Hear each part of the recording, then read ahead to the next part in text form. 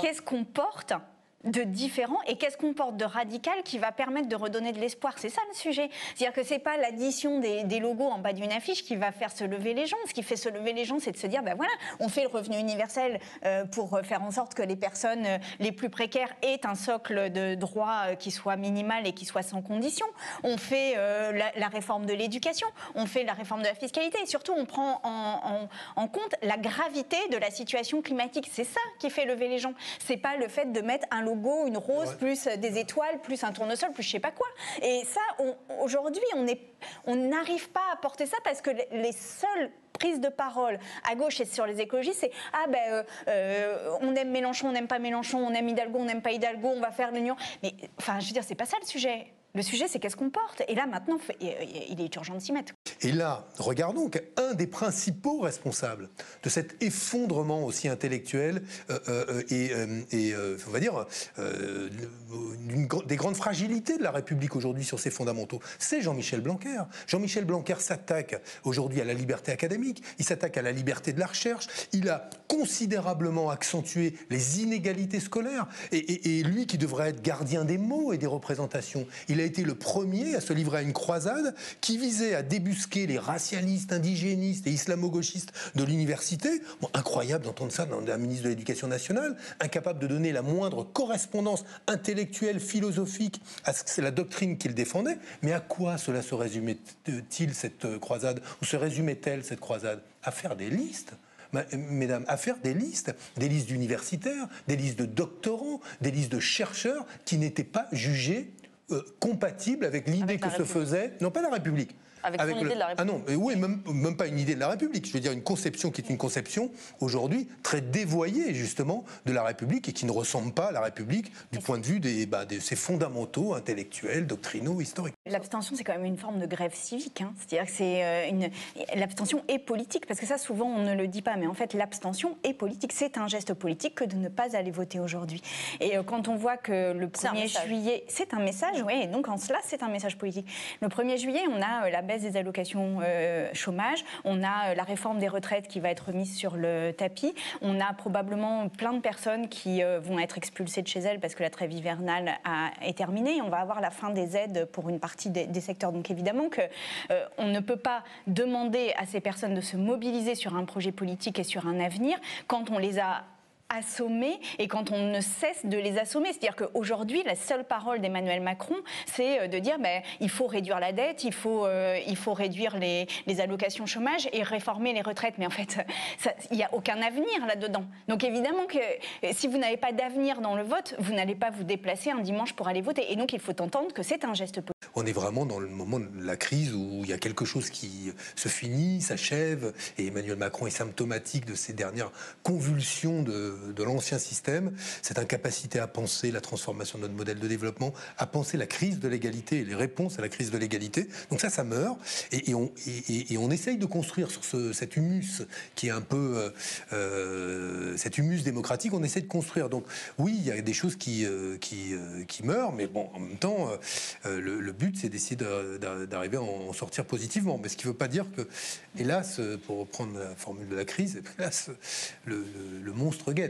Alors la politique, elle se fait complètement en dehors des partis, mais tout d'abord, je voudrais vous remercier pour ce reportage. On entend parler d'abstention depuis plusieurs jours sur les plateaux de télé, sans jamais entendre d'abstentionnistes eux-mêmes, qui sont 68%, et donc facile à les trouver. Donc ça me paraît déjà important d'entendre et d'écouter les raisons de l'abstention. On voit très bien que quand on explique et qu'on explicite les enjeux de ce scrutin, on peut réussir à faire comprendre. C'est quand même possible. Pour moi, il y a eu quand même quelque chose d'assez intéressant, c'est le manque de représentativité de nos élus. On l'entend, quand nos élus nous ressemblent, ont un discours qui nous parle, qui ressemble à ce dont on a l'habitude d'entendre au quotidien, on peut bien plus facilement s'y relier. Quand on a des candidats qu'on n'a jamais vus sur le terrain, qui ne nous ressemblent pas, qui sont tous cadres et qui viennent de milieux sociaux qui ne sont pas ceux de l'entièreté de la population, comment veut-on se raccrocher à ces élus-là? J'aimerais d'abord rappeler que c'est une primaire qui se base d'abord sur les idées, sur la rédaction d'un socle d'idées de justice sociale, de 10 grandes idées qu'on peut retrouver sur votre site. Exactement. Et c'est quelque chose qui est assez nouveau de passer d'abord sur les idées, de se dire qui est d'accord avec l'ensemble de ces idées. Certaines personnalités du champ politique sont en accord avec ces idées et même d'autres de la société civile. Donc là, on va parler à l'ensemble des citoyens, leur demander qui est-ce qu'ils souhaiteraient voir porter ces idées-là en 2022. On a donc un processus qui est très simple. On va aller parrainer des candidats, dire qui est-ce qu'on souhaiterait voir candidater à cette primaire. Et c'est le moment où on peut aller déposer des noms de candidats en dehors de la société civile. C'est le moment de faire émerger d'autres figures.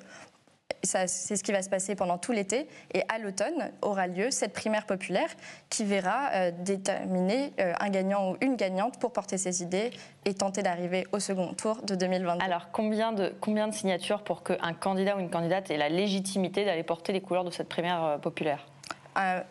Une fois qu'on aura passé la barre de 100 000 signatures, on aura un rapport de force avec les partis politiques qui sera bien plus serein et qui nous permettra de leur montrer qu'en fait, il y a une dynamique citoyenne qui a envie de faire porter ses idées dans le champ politique avec l'ensemble des partis. Est-ce que vous pensez que les candidats, notamment écolos, qui sont déjà engagés dans une primaire, ou Jean-Luc Mélenchon, qui lui n'envisage carrément pas de passer par une primaire, est-ce que vous pensez que 100 000 signatures leur suffiront à remettre leur place en jeu ? C'est un rapport de force qui est plus complexe qu'un nombre de signatures déposées sur une plateforme. Ça fait partie du rapport de force. Ces candidats et candidates et partis politiques, on dialogue avec eux depuis plus de 6 mois, régulièrement, pour créer les conditions d'une union. Ils laissent la porte ouverte à leur éventuel retrait pour un autre candidat ? Ils laissent la porte ouverte pour le moment, pour certains, à la participation à cette primaire, si on leur montre qu'on est capable de réunir des citoyens derrière cette primaire. C'est tout l'objet de l'appel de cette primaire que je vous invite à aller signer sur la plateforme. Plus on sera à montrer qu'on a envie d'avoir une candidature qui porte ses idées, plus les partis rejoindront cette primaire populaire et y participeront. Pour vous, c'est qui le ou la candidate idéale ? Alors moi, je travaille à l'heure actuelle pour la primaire populaire, donc je n'ai pas de candidat ou candidate. Mais son profil type, je veux dire pas un nom, je ne vous parle pas de nom, je parle d'un profil type. Un profil type, pour moi, c'est quelqu'un qui va être en capacité d'aller parler à toutes les couches de la population française, même les abstentionnistes. On ne peut plus faire de campagne électorale en s'adressant seulement aux électeurs, à ceux qu'on est sûr de voir déposer un scrutin. Mais donc c'est quelqu'un CSP+, c'est quelqu'un du monde ouvrier, c'est quelqu'un de la classe moyenne inférieure. Je parle en catégorie socio-professionnelle type INSEE, quoi. Alors, je ne mettrai pas un candidat dans une case. Pour moi, on n'est pas obligé d'avoir fait tous les métiers pour pouvoir être président de la France. Il n'y a pas de ce genre de questions. C'est une question de parcours, mais surtout à la primaire populaire, on parle de dynamique d'équipe. On a envie de casser ce mythe de l'homme providentiel ou de la femme providentielle en apportant dans cette campagne présidentielle de 2022 une dynamique d'équipe. C'est tout l'objet du mode de scrutin de la primaire qui va permettre non pas une campagne où les gens sont contre les uns les autres, mais vont faire ensemble. On préfère une candidature de gouvernement. On a accompagné beaucoup de personnes qui voulaient aller porter plainte pour cyberharcèlement, que ce soit des cyberviolences dans le couple, des cyberviolences scolaires, des cyberviolences même intrafamiliales. Et on a toujours une réaction qui revient le plus, c'est que déjà, elles ne peuvent pas porter plainte, les victimes ne peuvent pas porter plainte, on n'accepte pas leur plainte, donc déjà c'est le premier obstacle. Et après, quand la plainte est prise, il y a le problème des preuves, il y a le problème de retrouver qui est vraiment derrière ce compte, parce que même quand ce sont des SMS, il y a toujours un doute sur l'auteur, quoi. Et en fait, la victime doit toujours prouver, et pour légitimer et pour faire en sorte qu'on n'invalide pas en fait tout ce qu'elle a vécu. Ce que vous avez fait, Alice Coffin, vous avez récolté les preuves. Après l'affaire Girard, vous avez déposé plainte contre X pour injure à raison du sexe et de l'orientation sexuelle auprès du procureur de la République de Paris. Dans cette plainte, vous aviez recensé 30 messages particulièrement violents sur plusieurs milliers, rédigés par une vingtaine d'auteurs. Et qu'est-ce que vous avez appris ces derniers jours ? Mais c'est ça, que tout assermenté par huissier, ils sont là. Et là, on a découvert, enfin mon avocate a découvert qu'apparemment, en fait, il y avait un seul sur tous ces messages qui avait été retenu. En tout cas, des nouvelles qu'on a, l'enquête, en tout cas, c'en est là. Et puis, pas plus de ce qu'on en sait. Donc, c'est particulièrement problématique parce que moi, j'avais fait le choix, c'est un travail immense, c'est un travail douloureux, d'aller revoir aussi ces messages-là, tout ça. Moi, j'ai passé, je passe pas mal de mon temps au commissariat, en fait, parce que j'avais déjà déposé d'autres plaintes. C'est sans arrêt, je veux dire, les attaques de groupes divers, de raids, bon. Et ce boulot-là, moi, je trouve que c'était, en tant qu'élu, j'ai ce qui s'appelle la protection fonctionnelle, donc mes frais d'avocate, elles sont couverts en plus. Donc je me dis, c'est évidemment de ma responsabilité et de mon devoir de faire ça pour toutes celles qui ne peuvent pas peut-être le faire, qui ne sont pas dans une situation. Et je pense que qu'est-ce que ça révèle ? J'allais dire, même pour une élue, parce qu'on pourrait aussi s'attendre, vous voyez, à ce que ça, et qui avait été médiatisé, mon cas il avait été médiatisé. Que vous ayez une sorte de traitement de faveur. Voilà, en tout cas, qu'il fasse un traitement avec plus d'attention. En tout cas, ça montre bien. qu'apparemment, il n'y a rien de... Je veux dire on en est là, quoi. C'est à ce point-là. Alors, les responsabilités, parce que pour moi, dans l'histoire de cyberharcèlement, les responsabilités, il y a déjà... Enfin, ce qui est à mettre en cause, c'est un peu terrible, mais c'est l'humanité, j'allais dire. Parce que quand vous voyez la cruauté, moi, ça me rappelle vraiment des trucs de cours de récréation, à se dire, mais... En fait, c'est ça l'être humain, quoi. C'est ça, en fait. C'est d'être aussi ignoble avec quelqu'un. Donc, il y a un problème d'humanité. C'est pour ça, avant de mettre en cause la politique de justice, il y a un problème de masculinité, très clairement, sur les personnes qui envoient ces messages-là et la teneur de ces messages-là qui sont clairement, et ça, le documentaire me le raconte vraiment, bravo aux réalisatrices, bravo aux participantes, parce que le raconte de manière magistrale. Et après, effectivement...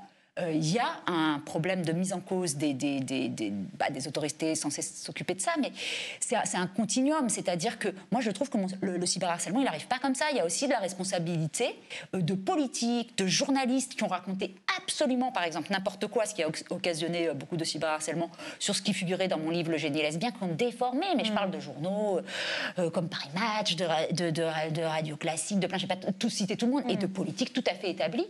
Ils participent à ça. C'est pour ça que je reviens à cette histoire de mots et de sens. Si vous commencez à faire raconter absolument n'importe quoi dans l'espace public, d'inventer des choses, du coup, ça n'a plus aucun sens et ça favorise entièrement ces histoires de cyberharcèlement. Donc, je veux dire, les causes, elles sont multiples et vraiment merci pour tout ce que font les féministes contre le cyberharcèlement depuis des années, effectivement. Des années. Les militantes le font sans moyens, seules, donc il est vraiment temps. La question, on est à un moment, effectivement, il y en a eu d'autres avant, mais là où, parce qu'il y avait plus de visibilité, je pense, parce que vous parliez de l'article qui a été publié, un excellent article d'ailleurs sur Mediapart sur la question justement de la lesbophobie. Il y a des papiers, c'est visible.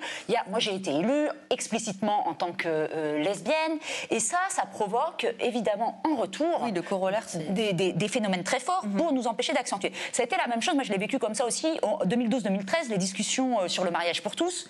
On a tout d'un coup on dit on ne pensait pas que la société était encore aussi homophobe, comme si tout d'un coup il y avait un effet révélateur parce que c'est dans l'actualité, parce que c'est là on se rend compte de tout ce qui est caché d'habitude, mais qui existe, qui est évidemment là. Ça ressort en trombe de déclarations publiques, homophobes, lesbophobes, transphobes. C'est là, c'est dans les médias, c'est dans les rues. Là, moi je trouve que depuis, si on parle de la lesbophobie, depuis 1 an, 2 ans, il y a des moments lesbiens avec, c'est-à-dire de fortes prises de parole de personnalités lesbiennes ouvertement assumées. Et évidemment, en retour, on observe, ça rend visible, et c'est les mêmes mécaniques en fait que sur le cyberharcèlement, c'est-à-dire que le cyberharcèlement, finalement, qu'est-ce que ça nous permet de faire? Ça nous permet de voir, moi je le prends pas comme une chance, vu comment c'est horrible, mais d'un point de vue politique comme une chance, de dire, mais vous voyez ce qui se passe, vous voyez comme c'est ce qui est très bien décrit dans le documentaire Salpute, #Salpute sur Arte, c'est que c'est pas du tout parce qu'on est derrière un écran qu'on se permet tout un coup ce qu'on permettrait pas ailleurs. Non, ce que nous permet Internet, c'est de rendre visible tout ça, mais parce que là, c'est là absolument au quotidien. Et donc, ce qui est intéressant, en tout cas, moi je trouve, c'est ça nous pose la question, parce que vous me demandez moi, qu'est-ce que ça me fait? Mais bien sûr que ça met mon corps en charpie. Bien sûr que je faisais un communiqué, j'ai eu du mal à le dire. Je me suis dit, est-ce que je dis je suis médicamentée? Ouais, j'allais vous le dire. Je me suis dit, mais vous dites que votre corps a été atteint de multiples. Mais bien sûr. Moi, j'ai des passions, j'ai plus de mâchoire, j'ai plus de genoux. C'est très très compliqué. Et ça, c'est ça la question, c'est-à-dire que cette démocratie-là, pour que nous on soit là, en se prenant toutes ces attaques-là, ça veut dire quoi? Ça veut dire que pour pouvoir faire notre exercice démocratique, on doit avoir notre corps en charpie. C'est ça le coût. Mais moi, c'est ça que je me dis depuis 1 an. Mais bien sûr que oui, c'est ça que je me dis, c'est-à-dire, c'est le coût à payer en fait. Mais c'est important qu'on soit là, mais il n'y a pas moyen de faire autrement. C'est-à-dire, autant il y a moyen de faire autrement. Mais là, en ce moment, vu comment ça se passe, vu les moyens de lutte, de soutien, vu l'état d'apport des imaginaires, des mentalités, eh ben, c'est le prix à payer. Mais je le sais, c'est le prix à payer pour faire cet exercice démocratique-là, pour pouvoir parler, m'exprimer. Ça a ça comme conséquence. Donc, c'est pour ça que je trouve que c'est évidemment une question éminemment démocratique. Et le fait de dire je suis médicamentée, c'est parce qu'en même temps, ils ne le disent pas. Moi, je ne sais pas comment on fait de manière générale l'exercice politique dans ce pays. La lesbophobie n'a pas les mêmes... répond à une logique qui est vraiment précise en fait et qui n'est pas la même que l'homophobie de façon générale, etc. l'objectif de la lesbophobie, c'est de faire rentrer les femmes dans leur position qu'on souhaite qu'elles prennent enfin, c'est-à-dire devenir des femmes hétérosexuelles, avec tout ce que ça a derrière, c'est-à-dire accepter des fleurs, donc accepter dans des cadeaux non sollicités. Accepter donc, les règles du patriarcat. Être disponible, en fait. Être disponible pour recevoir, pour donner, pour... Enfin, voilà, etc. L'homophobie à destination des hommes ne se manifeste pas exactement de cette façon-là. Et donc, c'est hyper important, en fait, pour pouvoir traiter ce phénomène intelligemment, de voir exactement quels sont les critères et le système, en fait, qui est autour de ça. Donc oui, c'est une bonne nouvelle dans le sens où ça permet enfin de pouvoir réfléchir en droit à ce qu'est la lesbophobie comme phénomène social. Et Célia, avec Yumni Kezou, tu t'es rendue à Creil dans l'Oise. Oui, on s'est rendu dans cette ville de 36 000 habitants où près de 80% des électeurs ne se sont pas déplacés dimanche. C'est 14 points de plus que la moyenne nationale. Et dans les rues du centre de cette ville des Hauts-de-France, les abstentionnistes assument. Vous êtes allé voter hier ? Ah non, je n'ai pas été voté, non, désolé. Pourquoi ? Pas eu le temps, pas intéressé. Non. Non ? Pourquoi ? Parce que j'avais pas le temps. Non. Vous saviez pas qu'il y avait des élections ? Si, mais j'ai pas été. Ça vous intéresse pas ? Si, mais j'ai pas été. Non, je peux pas voter. Pourquoi ? Ça m'intéresse plus. Certains sont tout simplement dégoûtés de la politique. On a beau voter, mais il n'y a rien qui change de toute façon. Il n'y a rien qui change. On est toujours à la même routine en permanence. Tout le monde promet tout, mais personne ne donne rien. Mais la raison principale, c'est le manque d'informations. J'étais pas au courant. J'avoue que je me suis pas trop intéressée, non, j'ai pas pris d'informations. Du coup, si je prends pas les infos avant pour savoir qui voter, non, j'y vais pas. J'ai trouvé qu'il n'y avait pas eu forcément beaucoup de communication. J'avais pas trop d'idées pour qui voter et j'ai pas pris le temps. Pour le second tour, il va donc falloir redoubler d'efforts. Dès le lendemain des résultats, le maire PS de Creil, Jean-Claude Villemain, a réuni les troupes. Il nous avait donné rendez-vous dans cette salle municipale où les candidats se réunissent pour s'organiser. Jean-Claude Villemain, qui est aussi candidat au régional sur la liste de Karima Delli, annonce la stratégie. Si on vous a demandé de venir, c'est que ce parti des abstentionnistes, il va falloir aller le chercher. Il va falloir que les abstentionnistes nous donnent leur voix. Le mot d'ordre est clair, il faut retourner sur le terrain. Première étape, une école primaire du centre-ville. Sophie Lénaire est candidate au régional avec Karima Delli. Et la tâche s'annonce ardue malgré ses arguments. Ça a un impact dans votre vie quotidienne. Les transports, c'est la région. Par exemple, les TER qui arrivent sans arrêt en retard, c'est de la faute de la région. On a voulu faire de cette élection un premier tour de la présidentielle, mais en fait, c'est pas vrai. Il y a des impacts, il y a des conséquences dans votre vie. Voilà. Donc j'espère que ça peut vous convaincre de perdre 5 minutes dimanche et d'aller voter. Ok, merci beaucoup. De rien. Je crois que Creil, c'est la deuxième ville qui a voté le plus pour Karima Delli. Donc pour moi, c'est une fierté. Mais ce qui me désole, c'est l'abstention. On a 80% des Créois aujourd'hui qui considèrent qu'ils n'ont pas de temps à perdre avec l'élection, qui sont pris dans leur quotidien, qui ne croient plus en la politique. Et moi, ça me désole. J'ai envie de me mobiliser, de leur donner envie de recroire que ça vaut le coup de s'engager, que ça vaut le coup de faire son devoir citoyen, que ça peut avoir des conséquences positives dans votre vie.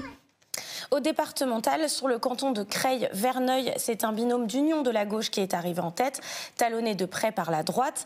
Voici l'un des deux candidats, Adnan Akabli. Il est conseiller départemental sortant, mais aussi militant associatif. Au lendemain d'un scrutin boudé par les jeunes, il repart en campagne dans les quartiers de Creil. Dimanche prochain. Dimanche qui vient, là. Ouais, c'est ça. Et à la droite et l'extrême droite à nos portes. Ouais, je sais, j'ai vu, ouais. Ouais. C'est chaud, hein. Ouais, donc il faut mobiliser les gens et tout ça. Cédric et tout ça, tes filles. Tu l'attrapes, hein. Tu l'appelles, hein. Tu dis qu'il vient, hein. Ah ouais. Merci. Ouais. À la dimanche. Mais par contre, ton fils, il n'est pas venu. Je sais. Voilà. Donc tu lui dis de venir, hein. Dimanche prochain. Hein. 80% d'abstention, c'est du jamais vu à Creil. Et du coup, on va aller chercher les votes des abstentionnistes un par un. Mais on est obligé. On est obligé parce qu'on a l'extrême droite et la droite qui sont à nos portes. Et ça nous fait peur. Une peur face à un parti arrivé 3e. Ce qui inquiète Adnan, c'est le report des voix du RN. Donc les voix du Rassemblement national vont aller en grande partie pour la droite pour faire front justement à la gauche. Et vous, c'est quoi votre réserve de voix alors? Les abstentionnistes. Et pour ça, il faut expliquer à quoi ça sert. Tous les collégiens, on va leur donner une tablette pour qu'ils puissent garder le contact en cas de rupture. Ça, c'est la compétence du département. Maintenant, si tu ne tapes pas du poing sur la table en disant « on a besoin », qui c'est qui va le faire? On demande des murs anti-bruit. Ils ont dit non. Par contre, Cofry, tu vois, Cofry, Liancourt, ils ont des murs anti-bruit. Pose-toi la question, pourquoi eux et pas nous? Alors qu'eux, il y a quoi? Il y a 4-5 000 habitants. On est à 37 000 habitants, nous. Tu vois, et on en a plus besoin. Alors pose-toi les questions, pourquoi? Il est là le lien entre nous et le département. Et c'est pour ça que je me présente. L'ambition d'Adnan est grande parce qu'ici, les jeunes n'y croient plus. Est-ce que vous croyez encore dans la politique? La réponse qui vous vient en tête? Au jour d'aujourd'hui, non, du tout. Du tout. C'est pas je leur fais pas confiance, c'est je leur consacre pas mon temps, c'est tout. On gagne du temps, c'est tout. Mais dans tous les cas, on a appris à se débrouiller seul, quoi. Ils font des promesses et ils les accomplissent pas, on va dire, et à la fin, les gens ils se disent bah ça sert à rien que je vote. Dans tous les cas, il va pas se faire ce qu'il dit. Donc du coup, voilà, moi je pense que c'est ça qui a fait que 90% ils sont pas partis voter. Pourtant, tu m'as dit que tu étais allé voter. Ouais, moi je suis allé parce que moi je le connais, je sais de quoi il est capable. J'ai déjà vu ce qu'il a proposé, mais je pense que les gens ils pensent comme ça parce que moi, si je l'aurais pas connu, j'aurais fait la même chose. Defa, 19 ans, fait le tour du quartier avec Adnan. Selon elle, le Covid a beaucoup joué. Cette année, avec le Covid, ça n'a pas été trop médiatisé, les élections régionales et départementales, parce qu'on n'a pas eu le droit aux réunions publiques à cause des restrictions sanitaires. Et du coup, ça a beaucoup impacté les absentéismes, du coup, parce qu'ils ne savaient pas qu'il y avait des élections. Elle est une des rares Crayoises à s'être déplacée pour voter dimanche. Elle était même assesseuse. Et ça s'est plutôt bien passé. Les personnes étaient très polies, ça s'est super bien passé. Par contre, il n'y avait pas beaucoup de votants. Du coup, on s'est un peu ennuyé durant la journée. C'est important parce que, comme ils l'ont dit tout à l'heure, Adnan, c'est comme un grand frère pour nous. Il fallait bien qu'on le fasse pour lui. C'est quelqu'un qui nous ressemble. Si ça avait été quelqu'un d'autre, vous l'auriez pas fait? Je l'aurais jamais fait. Jamais. Si c'était pas présenté, vous serez peut-être même pas allé voter. Je serais même pas parti voter. Parce que les personnes qui se présentent, on les connaît pas, on les a jamais vues dans la rue. On sait même pas c'est qui, ils se présentent jamais à nous. Dernière ligne droite pour les lycéens qui passent leur bac à cause du Covid. Cette année, seulement 2 épreuves. La philo à l'écrit, c'était jeudi dernier. Et depuis lundi, le grand oral qui n'a pas l'air simple, Célia. Oui, alors c'est la première fois que cette épreuve a lieu. C'est donc nouveau pour tout le monde, pour les élèves qui la redoutent, mais aussi pour les profs et pour l'éducation nationale. Et le ministre Jean-Michel Blanquer avait assuré que tout se passerait bien début juin. Pas de quoi spécifique à redouter. Vous savez, l'organisation du baccalauréat est toujours une grande mécanique particulière. Ce qui est important dans le grand oral, c'est de souligner les enjeux de contenu. C'est-à-dire qu'en ce moment même, nos élèves se préparent à s'exprimer, à argumenter. Donc je pense que ça va être un bon moment pour eux. Alors un bon moment pas sûr, vu les couacs qui s'enchaînent depuis le début de la semaine. Sur Twitter, le hashtag #BacCatastrophe rassemble tous les tweets d'élèves et de parents mécontents qui racontent leurs déconvenues, comme cet élève de terminale qui raconte avoir été convoqué à 8h mais avoir attendu jusqu'à midi. On lui a finalement demandé de rentrer chez elle et de revenir le lendemain à 7h30. Un père, lui, dénonce la présence d'un seul jury sur les 2 convoqués dans le lycée où son fils passait le grand oral.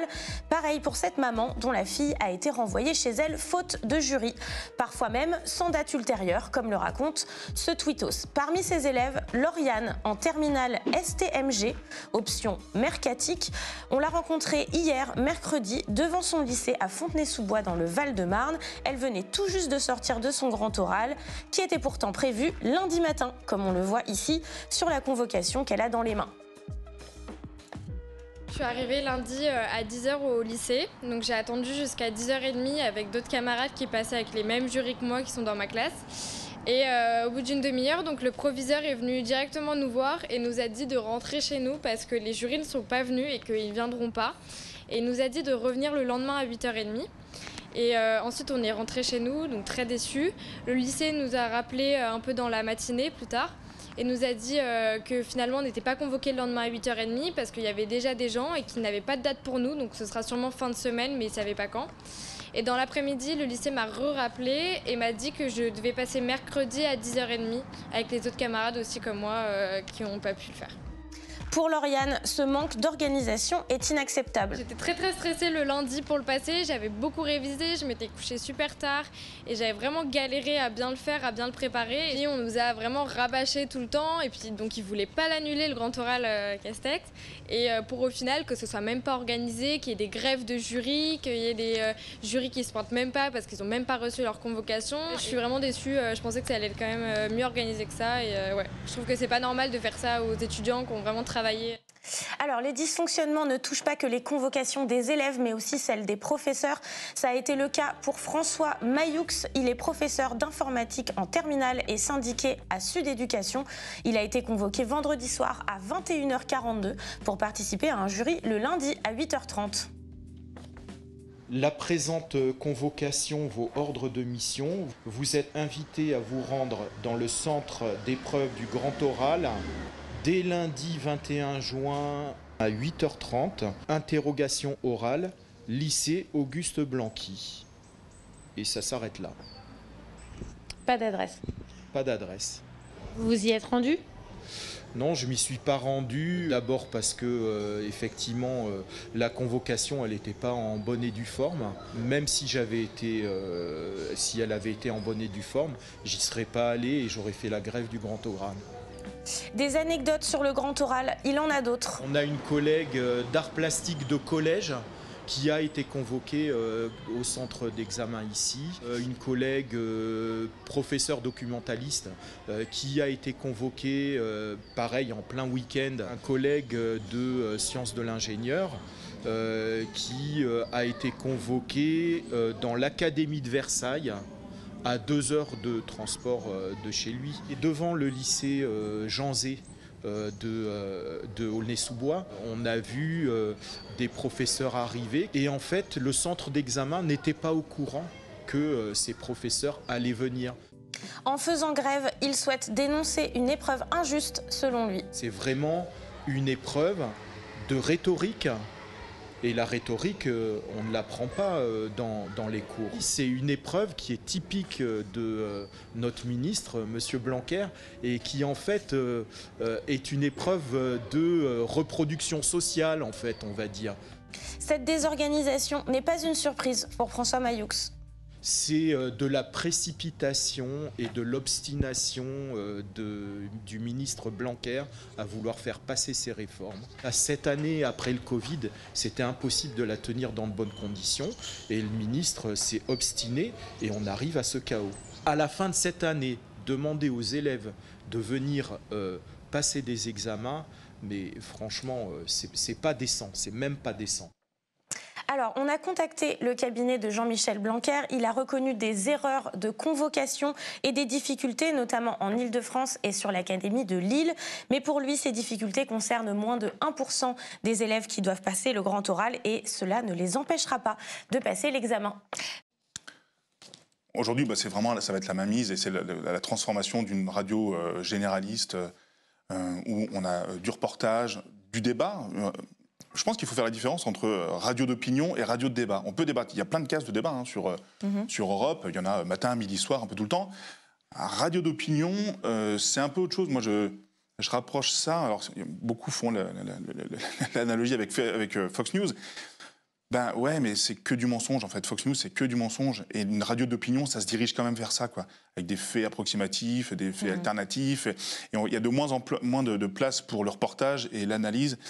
Et CNews, et je ne leur jette pas la pierre à nos collègues, à nos confrères et consoeurs de CNews. Parce qu'il y en a qui ont réagi un peu vivement. Ben ouais, et je les comprends, parce qu'ils entendent à longueur de journée, à bout, CNews, ça sent mauvais, on ne veut surtout pas. Ils font, nous, pardon, mais nous, on y travaille. Et ils ont raison. On ne parle pas des reporters qui vont sur le terrain, mais ils ont moins de place à l'antenne que les Zemmour et compagnie qui donnent leur avis et qui présentent des choses comme étant des faits alors que ce ne le sont pas, quoi. Alors, vous avez aussi voté de façon massive une motion de défiance contre votre directeur délégué à l'information, Donat Vidal-Revel. En quoi n'est-il plus digne de confiance ? C'est un peu ce qu'on disait tout à l'heure, c'est-à-dire que je ne veux surtout pas juger là, mais intellectuellement, il est brillant, il est à sa place en tant que leader d'idées, d'opinions, d'accord, mais c'est vrai qu'il y a une pression intellectuelle, parfois physique, c'est un management dur. Ça a toujours été dur à Europe 1. Physique. Physique, c'est-à-dire que des fois, il y a presque des... Moi, j'ai assisté à des réunions où il y avait une réunion avec la SDR.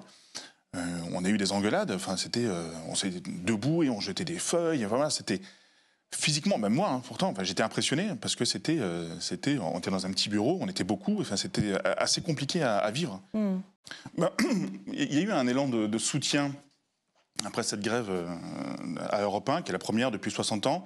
Beaucoup de gens nous ont soutenus, beaucoup de gens se sont intéressés à ce qui se passait chez nous et on a envie de leur raconter comment ça s'est passé, pourquoi on a fait grève et aussi pourquoi on a arrêté de faire grève.